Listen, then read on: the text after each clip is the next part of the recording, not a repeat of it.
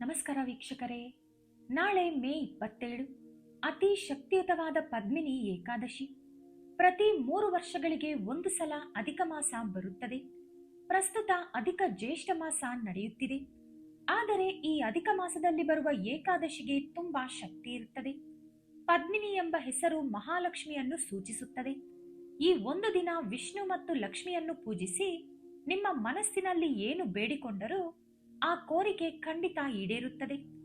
ಲಕ್ಷ್ಮೀ ದೇವಿ ಸಂಚರಿಸುವ ಈ ಪದ್ಮಿನಿ ಏಕಾದಶಿ ದಿನದಂದು ನಿಮ್ಮ ಪೂಜಾ ವಿಧಾನ, ನೀವು ಪಾಟಿಸಬೇಕಾದ ಪರಿಹಾರಗಳು, ಹಾಗೆ ಪದ್ಮಿನಿ ಏಕಾದಶಿ ವ್ರತಕಥೆಯ ಬಗ್ಗೆ ಈ ವಿಡಿಯೋದಲ್ಲಿ ತಿಳಿದುಕೊಳ್ಳೋಣ. ಕೆಲ ಅನಿವಾರ್ಯ ಕಾರಣಗಳಿಂದ ಏಕಾದಶಿ ವ್ರತ ಮಾಡಲಾರದವರು ಈ ಕಥೆಯನ್ನು ಭಕ್ತಿಯಿಂದ ಕೇಳಿದರೂ ವ್ರತ ಮಾಡಿದ ಫಲ ಪಡೆಯುತ್ತೀರಿ. ಮೊದಲು ಕಮೆಂಟ್ ಬಾಕ್ಸ್ನಲ್ಲಿ ಭಕ್ತಿಯಿಂದ ಓಂ ಶ್ರೀ ಲಕ್ಷ್ಮೀ ನಾರಾಯಣಾಯ ಎಂದು ಬರೆಯಿರಿ. ವಿಡಿಯೋವನ್ನು ಲೈಕ್ ಮಾಡಿ, ಶೇರ್ ಮಾಡಿ, ಹಾಗೆ ನಮ್ಮ ಚಾನೆಲ್ ಅನ್ನು ಸಬ್ಸ್ಕ್ರೈಬ್ ಮಾಡಿಕೊಂಡು ನಮ್ಮನ್ನು ಸಪೋರ್ಟ್ ಮಾಡಿ. ಮೊದಲು ನಾವು ನಾಳೆ ಮಾಡಬೇಕಾದ ಪೂಜಾ ವಿಧಾನ ಸುಲಭ ಪದ್ಧತಿಯಲ್ಲಿ ತಿಳಿದುಕೊಳ್ಳೋಣ. ಏಕಾದಶಿ ದಿನದಂದು ಯಾರು ಮನೆಯಲ್ಲಿ ದೀಪಾರಾಧನೆ ಮಾಡುತ್ತಾರೋ ಅವರ 7 ಜನ್ಮದ ದರಿದ್ರ ಹೋಗಿ ಮನೆಯೆಲ್ಲ ಕನಕ ವರ್ಷದಿಂದ ತುಂಬಿ ಹೋಗುತ್ತದೆ. ಹಾಗಾಗಿ ಈ ಅದ್ಭುತವಾದ ಏಕಾದಶಿಯನ್ನು ಮಿಸ್ ಮಾಡ್ಕೋಬೇಡಿ. ನಾಳೆ ಗೃಹಿಣಿಯರು ಬೆಳಗಿನ ಜಾವ ಎದ್ದು ಮನೆಯಲ್ಲಿ ದೀಪಾರಾಧನೆ ಮಾಡಬೇಕು. ಮೊದಲು ಮನೆಯೆಲ್ಲ ಶುಚಿಗೊಳಿಸಿ ಹೊಸ್ತಿಲಿಗೆ ಅರಿಶಿಣ ಹಚ್ಚಿ ಕುಂಕುಮದ ಬೊಟ್ಟು ಇಟ್ಟು ಬಾಗಿಲ ಮುಂದೆ ಅಷ್ಟಾದಳ ಹೂವಿನ ರಂಗೋಲಿ ಹಾಕಬೇಕು. ಏಕಾದಶಿ ದಿನ ಈ ರಂಗೋಲಿ ಹಾಕಿದರೆ ಲಕ್ಷ್ಮೀ ದೇವಿ ನಿಮ್ಮ ಮನೆಯೊಳಗೆ ನಡೆದು ಬರುತ್ತಾರೆ. ಈ ಏಕಾದಶಿ ದಿನದಂದು ಪ್ರತಿಯೊಬ್ಬರು ಬೆಳಿಗ್ಗೆ ಸ್ನಾನ ಮಾಡುವ ನೀರಿನಲ್ಲಿ ಸ್ವಲ್ಪ ಅರಿಶಿಣ ಬೆರೆಸಿದರೆ ಜಾತಕದಲ್ಲಿರುವ ದುರದೃಷ್ಟ ಹೋಗಿ ಗುರುಬಲ ಬೆಳೆದು ಮುಟ್ಟಿದ್ದೆಲ್ಲ ಚಿನ್ನವಾಗುತ್ತದೆ. ಹಾಗೆ ನೀರಿನಲ್ಲಿ ತುಳಸಿ ಎಲೆಗಳನ್ನು ಹಾಕಿಕೊಂಡು ಸ್ನಾನ ಮಾಡಿದರೆ ನರದೃಷ್ಟಿ ಮತ್ತು ಅನಾರೋಗ್ಯ ಸಮಸ್ಯೆಗಳು ಕೂಡಲೇ ಬಗೆಹರಿಯುತ್ತವೆ. ದೇವರ ಮನೆಯಲ್ಲಿ ಇರುವ ಲಕ್ಷ್ಮೀ ದೇವಿ ಫೋಟೋಗೆ ಕೆಂಪು ಗುಲಾಬಿ ಹೂವುಗಳು ಮತ್ತು ಮಹಾವಿಷ್ಣುವಿನ ಫೋಟೋಗೆ ತುಳಸಿ ಮಾಲೆ ಸಮರ್ಪಿಸಿ 2 ಹಿಟ್ಟಿನ ದೀಪಗಳನ್ನು ಹಚ್ಚಿ. ಹಿಟ್ಟಿನ ದೀಪಗಳು ಹಚ್ಚಲು ಸಾಧ್ಯವಾಗದಿದ್ದರೆ ಹಿತ್ತಾಳೆ ದೀಪದಲ್ಲಿ ಹಸು ತುಪ್ಪ ಹಾಕಿ ದೀಪಾರಾಧನೆ ಮಾಡಿ. ಈ ದಿನ ಮನೆಯಲ್ಲಿ ತಪ್ಪದೇ ಹಾಲು ಉಕ್ಕಿಸಬೇಕು. ಸಾಧಾರಣವಾಗಿ ಮನೆಯಲ್ಲಿ ಹಾಲು ಉಕ್ಕಿಸಿದರೆ ತುಂಬಾ ಶುಭ ಉಂಟಾಗುತ್ತದೆ. ಆದರೆ ಏಕಾದಶಿಯ ದಿನ ಹಾಲು ಉಕ್ಕಿಸಿದರೆ ನಿಮ್ಮ ಮನೆಯಲ್ಲಿ ಲಕ್ಷ್ಮಿ ತಾಂಡವವಾಡುತ್ತಾಳೆ. ಮನೆಯಲ್ಲಿ ಹಾಲು ಉಕ್ಕಿಸಿದ ನಂತರ ಆ ಹಾಲಿನಿಂದ ಮಹಾಲಕ್ಷ್ಮಿ ಮತ್ತು ವಿಷ್ಣುವಿಗೆ ಪಾಯಸ ಅಥವಾ ಸಿಹಿ ಪೊಂಗಲ್ ತಯಾರಿಸಿ ನೈವೇದ್ಯ ಮಾಡಿ. ಏಕಾದಶಿ ಪೂಜೆಯಲ್ಲಿ ನೈವೇದ್ಯಕ್ಕಾಗಿ ಬಾಳೆಹಣ್ಣು, ಸಿಹಿ ಪೊಂಗಲ್, ಪುಳಿಯೋಗರೆ, ಪಾನಕ, ಪಾಯಸ ಅಥವಾ ಕೋಸಂಬರಿ ಯಾವುದಾದರೂ ಸಮರ್ಪಿಸಬಹುದು. ನೀವು ಯಾವ ನೈವೇದ್ಯ ಸಮರ್ಪಿಸಿದರೂ ಅದರ ಮೇಲೊಂದು ತುಳಸಿ ಎಲೆಯನ್ನು ಇಟ್ಟಾಗ ಮಾತ್ರ ಮಹಾವಿಷ್ಣು ಅದನ್ನು ಸ್ವೀಕರಿಸುತ್ತಾರೆ. ನಾಳೆ ಮನೆಯಲ್ಲಿರುವ ಪ್ರತಿಯೊಂದು ಹೆಣ್ಣು ಮಗು ಕೂಡ ಕಾಲಿಗೆ ಅರಿಶಿಣ ಹಚ್ಚಿಕೊಳ್ಳಬೇಕು. ಪೂಜೆ ಮಾಡುವವರು ಅರಿಶಿಣ ಬಣ್ಣದ ಬಟ್ಟೆ ಧರಿಸಬೇಕು. ಗೃಹಿಣಿಯರು ಹಣೆಯಲ್ಲಿ ತಪ್ಪದೇ ಕುಂಕುಮ ಇಟ್ಟುಕೊಳ್ಳಬೇಕು. ನಾಳೆ ಪೂಜೆಯಲ್ಲಿ ಕೆಲವು ಅರಿಶಿಣ ಕೊಂಬುಗಳನ್ನು ಇಟ್ಟು ಪೂಜೆಯ ನಂತರ ಅದನ್ನು ನಿಮ್ಮ ಬೀರೋ ಒಳಗಡೆ ಇಟ್ಟುಕೊಂಡರೆ ನಿಮ್ಮ ಆದಾಯ ವಿಪರೀತವಾಗಿ ಬೆಳೆಯುತ್ತದೆ. ನಾಳೆ ಪೂಜೆಯಲ್ಲಿ ತಪ್ಪದೆ ಓಂ ನಮೋ ಭಗವತೆ ವಾಸುದೇವಾಯ ಎಂಬ ಮಂತ್ರವನ್ನು 21 ಅಥವಾ 108 ಸಲ ಜಪ ಮಾಡಬೇಕು. ಈ ಮಂತ್ರಕ್ಕೆ ವಿಪರೀತವಾದ ಶಕ್ತಿ ಇದೆ. ಹಾಗೆ ನಾಳೆ ನಿಮ್ಮ ದೇವರ ಮನೆಯಲ್ಲಿ ಒಂದು ತಾಮ್ರದ ಚೊಂಬಿನಲ್ಲಿ ನೀರು ತುಂಬಿ ಅದರಲ್ಲಿ ಚಿಟಿಕೆ ಕುಂಕುಮ ಬೆರೆಸಿ ಆ ಕಲಶವನ್ನು ಈಶಾನ್ಯ ದಿಕ್ಕಿನಲ್ಲಿ ಇಡಿ. ಇದರಿಂದ ನಿಮ್ಮ ಮನೆಯ ನಕಾರಾತ್ಮಕ ಶಕ್ತಿ ತೊಲಗಿ ನಿಮ್ಮ ಗಂಡನಿಗೆ ಆಕಸ್ಮಿಕ ಧನಲಾಭ ಒಲಿಯುತ್ತದೆ. ಕೊನೆಯದಾಗಿ ದೇವರಿಗೆ 5 ಕರ್ಪೂರದ ಬಿಳ್ಳೆಗಳಿಂದ ಆರತಿ ಕೊಟ್ಟು ಪೂಜೆ ಮುಗಿಸಿ. ಏಕಾದಶಿ ದಿನದಂದು ತಪ್ಪದೆ ತುಳಸಿ ಗಿಡವನ್ನು ಪೂಜಿಸಬೇಕು. ತುಳಸಿ ಗಿಡಕ್ಕೆ ಸ್ವಲ್ಪ ಹಸಿ ಹಾಲು ಹಾಕಿ ತುಪ್ಪದ ದೀಪ ಹಚ್ಚಬೇಕು. ಇದರಿಂದ ನಿಮ್ಮ ಕುಟುಂಬದ ಎಲ್ಲಾ ಸಮಸ್ಯೆಗಳು ನಿವಾರಣೆಗೊಂಡು ನಿಮಗೆ ಒಳ್ಳೆ ದಿನಗಳು ಶುರುವಾಗುತ್ತವೆ. ಪೂಜೆಯ ನಂತರ ತುಳಸಿ ಗಿಡದಲ್ಲಿರುವ ಮಣ್ಣನ್ನು ಸ್ವಲ್ಪ ಹಣೆಗೆ ಇಟ್ಟುಕೊಂಡರೆ ತೀವ್ರವಾದ ನರದೃಷ್ಟಿ ನಿವಾರಣೆಗೊಂಡು ಉತ್ತಮ ಆರೋಗ್ಯ ಲಭಿಸುತ್ತದೆ. ಉತ್ತರ ದಿಕ್ಕಿನಲ್ಲಿ ಕುಬೇರ ವಾಸಿಸುತ್ತಾರೆ. ಹಾಗಾಗಿ ಏಕಾದಶಿ ದಿನದಂದು ಲಕ್ಷ್ಮೀ ಕುಬೇರ ಇರುವ ಫೋಟೋವನ್ನು ನಿಮ್ಮ ದೇವರ ಮನೆಯ ಉತ್ತರ ದಿಕ್ಕಿನಲ್ಲಿ ಇಟ್ಟುಕೊಳ್ಳಿ. ಇದರಿಂದ ನಿಮ್ಮ ಮನೆಗೆ ನಿರಂತರವಾಗಿ ಹಣ ಬರುತ್ತಲೇ ಇರುತ್ತದೆ. ಎಲ್ಲದಕ್ಕಿಂತ ಮುಖ್ಯವಾಗಿ ನಾಳೆ ನಿಮ್ಮ ಮನೆಯ ಮುಖದ್ವಾರದ ಮೇಲೆ ಗಂಧದಿಂದ ಸ್ವಸ್ತಿ ಗುರುತು ಬರೆದು ಅದಕ್ಕೆ ಸಾಂಬ್ರಾಣಿ ತೋರಿಸಿ. ಇನ್ನು ನಿಮ್ಮ ಮನೆಯಲ್ಲಿರುವ ಕೆಟ್ಟ ಶಕ್ತಿಗಳೆಲ್ಲ ಕೂಡಲೇ ಹೋಗಿ ಮನೆಯೊಳಗೆ ದೈವ ಶಕ್ತಿಗಳು ಪ್ರವೇಶಿಸುತ್ತವೆ. ನಿಮ್ಮ ಮನಸ್ಸಿನ ಕೋರಿಕೆಗಳು ಬೇಗನೆ ಈಡೇರಲು ನಾಳೆ ನಿಮ್ಮ ಹತ್ತಿರದಲ್ಲಿರುವ ಶಿವನ ದೇವಾಲಯಕ್ಕೆ ಹೋಗಿ ಶಿವನಿಗೆ ಬಿಳಿ ಬಣ್ಣದ ಕಣಗೆಲೆ ಹೂವುಗಳನ್ನು ಸಮರ್ಪಿಸಿ.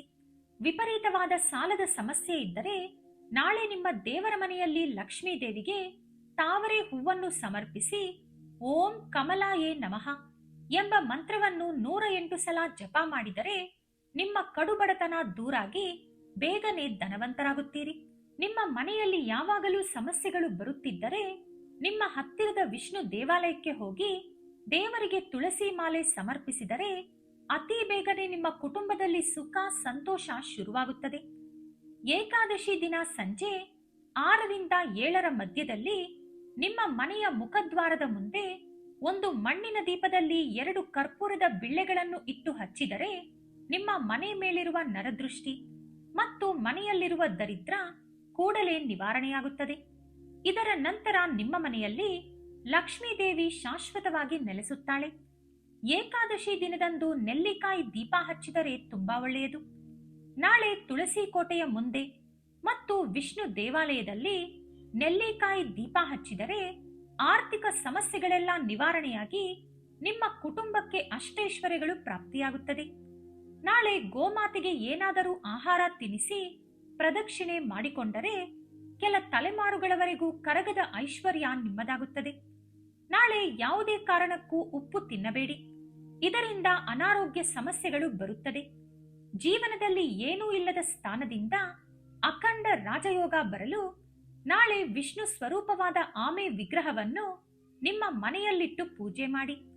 ತುಳಸಿ ಗಿಡ ಇಲ್ಲದವರು ನಾಳೆ ತುಳಸಿ ಗಿಡ ತಂದುಕೊಂಡು ನಿಮ್ಮ ಮನೆಯ ಈಶಾನ್ಯ ದಿಕ್ಕಿನಲ್ಲಿ ಇಟ್ಟುಕೊಳ್ಳಿ.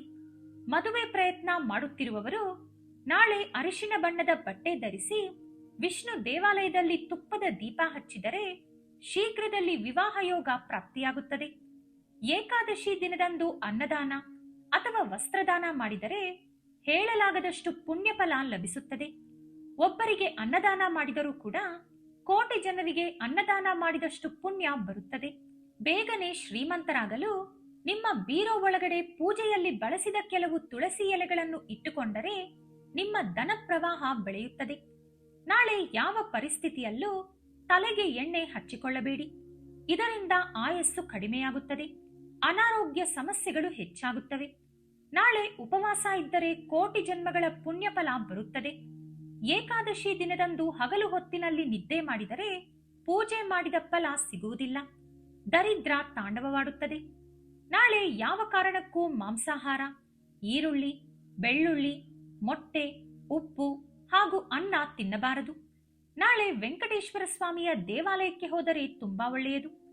ಸಂತಾನಕ್ಕಾಗಿ ಕಾಯುತ್ತಿರುವವರು ನಾಳೆ ಅರಳಿ ಮರದ ಕೆಳಗಡೆ ಎಳ್ಳೆಣ್ಣೆಯ ದೀಪ ಹಚ್ಚಿ ಮರಕ್ಕೆ 7 ಪ್ರದಕ್ಷಿಣೆಗಳು ಮಾಡಬೇಕು. ಈಗ ನಾವು ಪದ್ಮಿನಿ ಏಕಾದಶಿ ವ್ರತಕಥೆಯನ್ನು ಕೇಳೋಣ. ಈಗ ಕೈಯಲ್ಲಿ ಸ್ವಲ್ಪ ಅಕ್ಷತೆ ಕಾಳು ಹಿಡಿದುಕೊಂಡು ಕಥೆಯನ್ನು ಭಕ್ತಿಯಿಂದ ಕೇಳಿ. ಮುಟ್ಟು ಮೈಲಿಗೆ ಇದ್ದರೆ ಅಥವಾ ಪೂಜೆ ಮಾಡದೆ ಎಲ್ಲಾದರೂ ದೂರ ಇದ್ದರೆ ನೀವು ಅಕ್ಷತೆ ಕಾಳು ಹಿಡಿದುಕೊಳ್ಳದೆ ಯಾವುದಾದರೂ ಒಂದು ಶುಭ್ರವಾದ ಜಾಗದಲ್ಲಿ ಕುಳಿತುಕೊಂಡು ಭಕ್ತಿಯಿಂದ ಕತೆ ಕೇಳಿ. ಈಗ ಕತೆ ಶುರು ಮಾಡೋಣ. ಒಂದು ಸಲ ಧರ್ಮರಾಜ ಶ್ರೀಕೃಷ್ಣ ಪರಮಾತ್ಮರೊಂದಿಗೆ, ಹೇ ಪರಮಾತ್ಮ, ಅಧಿಕ ಮಾಸದ ಶುಕ್ಲ ಪಕ್ಷದಲ್ಲಿ ಬರುವ ಏಕಾದಶಿಯನ್ನು ಏನೆಂದು ಕರೆಯುತ್ತಾರೆ, ಅದರ ವಿಶಿಷ್ಟತೆಯನ್ನು ವಿವರಿಸಿ ಎಂದು ಕೇಳಿದರು. ಅದಕ್ಕೆ ಶ್ರೀಕೃಷ್ಣ ಪರಮಾತ್ಮರು ಈ ರೀತಿ ಹೇಳಿದರು. ಯುಧಿಷ್ಠಿರ, ಅಧಿಕ ಮಾಸದ ಶುಕ್ಲ ಪಕ್ಷದಲ್ಲಿ ಬರುವ ಏಕಾದಶಿ ಅನೇಕ ಪುಣ್ಯಗಳನ್ನು ಕೊಡುತ್ತದೆ. ಈ ಏಕಾದಶಿಯನ್ನು ಪದ್ಮಿನಿ ಎಂದು ಕರೆಯುತ್ತಾರೆ. ಏಕಾದಶಿ ವ್ರತ ಮಾಡಿದರೆ ಮನುಷ್ಯ ವಿಷ್ಣು ಲೋಕವನ್ನು ಪಡೆಯುತ್ತಾನೆ. ಪದ್ಮಿನಿ ಏಕಾದಶಿ ವ್ರತಕತೆ ಹೇಳುತ್ತೇನೆ, ಶ್ರದ್ಧೆಯಿಂದ ಕೇಳು. ತ್ರೇತಾಯುಗದಲ್ಲಿ ಕಾರ್ತವೀರ್ಯಾರ್ಜುನ ಒಂದು ಸಲ ರಾವಣನನ್ನು ಕಾರಾಗಾರದಲ್ಲಿ ಬಂಧಿಸಿದ. ಆ ಸಮಯದಲ್ಲಿ ಪುಲಸ್ತ್ಯ ಮಹಾಋಷಿಯು ಕಾರ್ತವೀರ್ಯಾರ್ಜುನನನ್ನು ವಿನಯದಿಂದ ಪ್ರಾರ್ಥಿಸಿ ರಾವಣಾಸುರನನ್ನು ಬಂಧನದಿಂದ ಬಿಡಿಸಿದರು. ಈ ಘಟನೆಯನ್ನು ಕೇಳಿದ ನಾರದ ಮಹರ್ಷಿ ಪುಲಸ್ತ್ಯ ಮಹರ್ಷಿಯನ್ನು ಹೀಗೆ ಕೇಳಿದರು.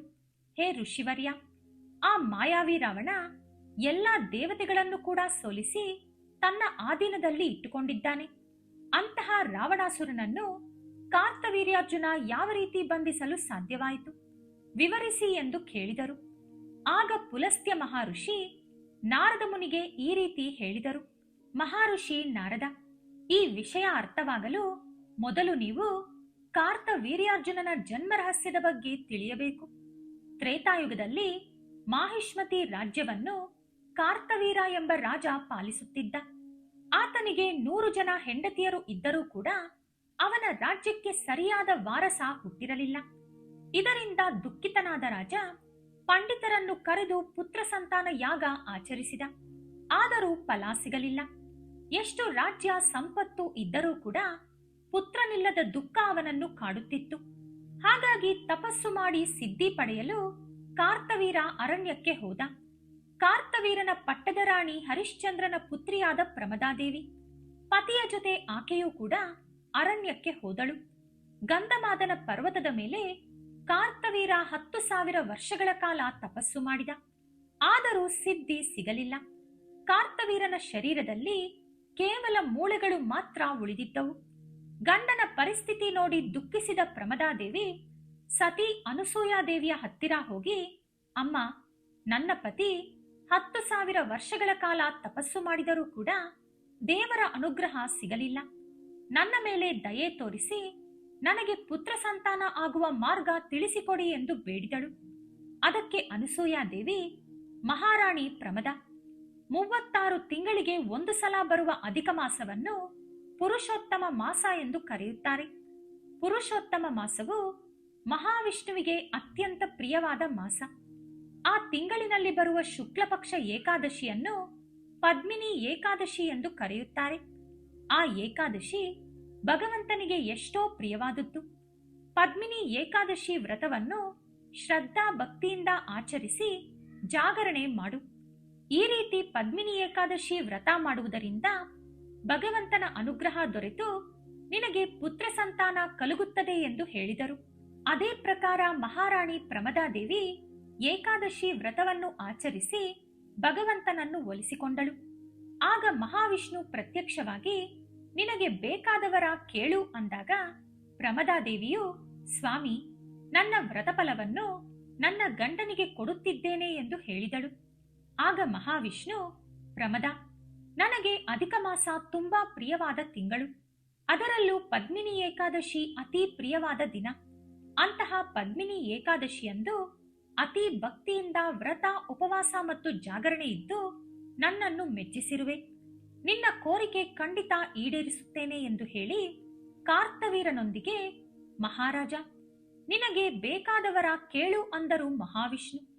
ಆಗ ಕಾರ್ತವೀರ ಮಹಾವಿಷ್ಣುವಿಗೆ ನಮಸ್ಕರಿಸಿ, ಸ್ವಾಮಿ, ಎಲ್ಲರಿಗೂ ಶ್ರೇಷ್ಠವಾದವನು, ಎಲ್ಲರಿಂದಲೂ ಪೂಜಿಸಲ್ಪಡುವವನು ಮತ್ತು ನಿಮ್ಮನ್ನು ಹೊರತುಪಡಿಸಿ ಉಳಿದ ದೇವತೆಗಳು ಮತ್ತು ರಾಕ್ಷಸರನ್ನು ಜಯಿಸುವ ಶಕ್ತಿಶಾಲಿ ಪುತ್ರನನ್ನು ನನಗೆ ಅನುಗ್ರಹಿಸಿ ಎಂದು ಬೇಡಿಕೊಂಡ. ಮಹಾವಿಷ್ಣು ತಥಾಸ್ತು ಎಂದು ಹೇಳಿ ಮಾಯವಾದರು. ಆ ರೀತಿ ಮಹಾವಿಷ್ಣುವಿನ ಅನುಗ್ರಹದಿಂದ ಕಾರ್ತವೀರನಿಗೆ ಜನಿಸಿದ ಪುತ್ರನೇ ಕಾರ್ತವೀರ್ಯಾರ್ಜುನ. ಇದರ ಜೊತೆಗೆ ಕಾರ್ತವೀರ್ಯಾರ್ಜುನ ಮಹಾವಿಷ್ಣುವಿನ ಸುದರ್ಶನ ಚಕ್ರದ ಅಂಶ. ಅಷ್ಟೊಂದು ಶಕ್ತಿಶಾಲಿ ಆದ್ದರಿಂದಲೇ ಅವನು ರಾವಣಾಸುರನನ್ನು ಸೋಲಿಸಿ ಬಂಧಿಸಿದನು. ಇದು ಪದ್ಮಿನಿ ಏಕಾದಶಿಯ ವ್ರತ ಮಹಿಮೆ ಎಂದು ಪುಲಸ್ತ್ಯ ಮಹರ್ಷಿಯು ನಾರದ ಮಹರ್ಷಿಗೆ ವಿವರಿಸಿದರು. ಈ ಕಥೆಯನ್ನು ಯುಧಿಷ್ಠಿರನಿಗೆ ಹೇಳಿದ ಶ್ರೀಕೃಷ್ಣ ಪರಮಾತ್ಮ, ಕೇಳಿದೆಯಾ ಯುಧಿಷ್ಠಿರ, ಪದ್ಮಿನಿ ಏಕಾದಶಿಯ ವ್ರತ ಮಹಿಮೆಯನ್ನು? ಯಾರು ಈ ಪದ್ಮಿನಿ ಏಕಾದಶಿ ವ್ರತವನ್ನು ಆಚರಿಸುತ್ತಾರೋ ಅವರು ಅಂತ್ಯದಲ್ಲಿ ವಿಷ್ಣುಲೋಕ ಪಡೆಯುತ್ತಾರೆ. ಈ ವ್ರತಕತೆ ಕೇಳಿದರೂ ಕೂಡ ಮಾನವ ಅಂತ್ಯದಲ್ಲಿ ಸ್ವರ್ಗಲೋಕ ಪಡೆಯುತ್ತಾನೆ ಎಂದು ಶ್ರೀಕೃಷ್ಣ ಪರಮಾತ್ಮರು ಧರ್ಮರಾಜನಿಗೆ ಹೇಳಿದರು. ಈ ವ್ರತಕತೆಯನ್ನು ಕೇಳಿದ ನಂತರ ಧರ್ಮರಾಜ ಕೂಡ ಕುಟುಂಬ ಸಮೇತನಾಗಿ ಏಕಾದಶಿ ವ್ರತವನ್ನು ಆಚರಿಸಿದರು. ಈಗ ನಿಮ್ಮ ಕೈಯಲ್ಲಿ ಇರುವ ಅಕ್ಷತೆ ಕಾಳುಗಳನ್ನು ನಿಮ್ಮ ತಲೆಯ ಮೇಲೆ ಹಾಕಿಕೊಂಡು ದೇವರಿಗೆ ಭಕ್ತಿಯಿಂದ 3 ಪ್ರದಕ್ಷಿಣೆ ಮಾಡಿ ನಮಸ್ಕಾರ ಮಾಡಿಕೊಳ್ಳಿ. ಮತ್ತೊಮ್ಮೆ ಕರ್ಪೂರದ ಹಾರತಿ ಕೊಟ್ಟು ಪೂಜೆಯನ್ನು ಮುಗಿಸಿಕೊಳ್ಳಿ. ಪೂಜೆ ಮಾಡದಿರುವವರು ಭಕ್ತಿಯಿಂದ ದೇವರನ್ನು ನೆನೆಸಿಕೊಂಡು ಮುಂದೆ ಬರುವ ಪದ್ಮಿನಿ ಏಕಾದಶಿಯನ್ನಾದರೂ ಆಚರಿಸುವ ಭಾಗ್ಯವನ್ನು ಕೊಡುವಂತೆ ಬೇಡಿಕೊಳ್ಳಿ. ವಿಡಿಯೋ ಇಷ್ಟವಾದರೆ ಲೈಕ್ ಮಾಡಿ, ಶೇರ್ ಮಾಡಿ. ನಮ್ಮ ಚಾನೆಲ್ ಅನ್ನು ಸಬ್ಸ್ಕ್ರೈಬ್ ಮಾಡಿಕೊಂಡು ಬೆಲ್ ಐಕಾನ್ ಕ್ಲಿಕ್ ಮಾಡಿ. ಧನ್ಯವಾದಗಳು.